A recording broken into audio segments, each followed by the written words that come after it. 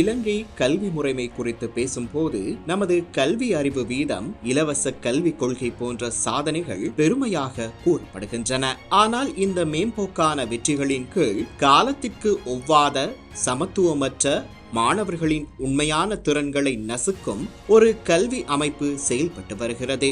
இதனால்தான் இன்று இலங்கைக்கு அமைப்புசார் கல்வி மறுசீரமைப்பு என்பது ஒரு தேர்வாக அல்ல, கட்டாயமாக மாறியுள்ளது. முதலில் பரீட்சை மையப்படுத்தப்பட்ட கல்வி அமைப்பு, 5ஆம் வகுப்பு புலமை பரிசில் தேர்வு, சாதாரண தரம், உயர்தர தேர்வு, இந்த மூன்றே ஒரு மாணவனின் முழு வாழ்க்கையையும் தீர்மானிக்கும் நிலையுள்ளது.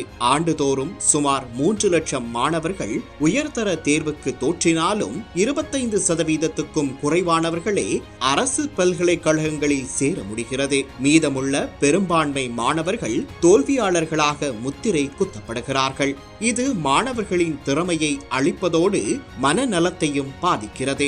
இரண்டாவது, கல்வி மற்றும் தொழில் சந்தை இடையிலான முரண்பாடு. இன்று இலங்கையில் பட்டதாரிகளுக்கான வேலை வாய்ப்பின்மை ஒரு பெரும் பிரச்சனையாக உள்ளது. அதே நேரத்தில் தொழில்துறைகளில் தொழில்நுட்ப திறன்கள், டிஜிட்டல் அறிவு, நடைமுறை அறிவு கொண்ட பணியாளர்கள் இல்லை என்ற புகாரும் உள்ளது. இது நமது பாடத்திட்டங்கள் காலத்திற்கேற்ப புதுப்பிக்கப்படவில்லை என்பதற்கான தெளிவான சான்று. மூன்றாவது, கல்வியில் சமத்துவமின்மை. கல்வி இலவசமாக இருந்தாலும் தரமான கல்வி எல்லோருக்கும் சமமாக கிடைப்பதில்லை.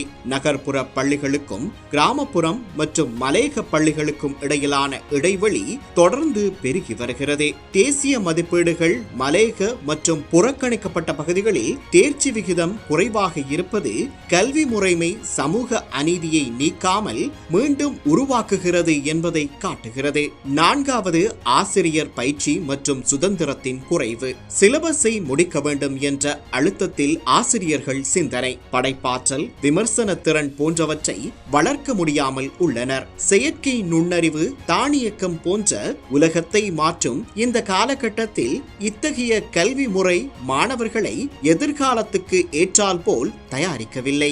இந்த சூழலில் என்பிபி அரசாங்கம் இந்த நீண்டகால தேவையை புரிந்து கொண்டு கல்வி மறுசீரமைப்பை தொடங்கியிருப்பது நாட்டிற்கு நல்ல செய்தி. நாளை 29ஆம் தேதி கல்வி அமைச்சர் மற்றும் பிரதமர் கலாநிதி அருணி அமரசூரிய தலைமையில் அத்துருகிரிய குணசேகர வித்தியாலயத்தில் 1ஆம் வகுப்பு மாணவர்களுக்கான கல்வி மறுசீரமைப்பு நடைமுறை ஆரம்பிக்கப்படுகிறது.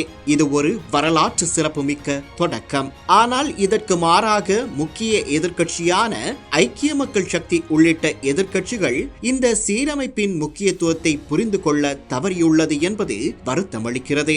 6ஆம் வகுப்பு கல்வி மறுசீரமைப்புக்கு எதிராக அவர்கள் நடத்திய தீவிரமான எதிர்மறை பிரச்சாரம் பொதுமக்களின் மனதை விஷமாக்கியது. இந்த சமூகத்தில் உள்ள வலதுசாரி இனவாத சக்திகளின் செயல்பாட்டை ஒத்ததாக இருந்தது. இதன் விளைவாக அரசு 6ஆம் வகுப்பு கல்வி மறுசீரமைப்பை 2027ஆம் ஆண்டுக்கு ஒத்திவைக்க தீர்மானித்தது. இந்த இடைப்பட்ட காலத்தில் பொதுமக்கள், கல்வியாளர்கள், அறிவுஜீவிகள் ஆகியோருக்கு கல்வி மறுசீரமைப்பின் அவசியத்தை விளக்கி சமூக ஒப்புதலை உருவாக்குவதே அரசின் நோக்கமாக குறிப்பிடப்படுகிறது. கல்வி என்பது பாடநூல்கள் மற்றும் பரீட்சைகள் மட்டுமல்ல, அது ஒரு நாட்டின் எதிர்காலத்தை வடிவமைக்கும் அடித்தளம். அந்த அடித்தளம் சிதைந்திருந்தால் கட்டடம் எவ்வளவு உயரமாக இருந்தாலும் அது நிலைக்காது.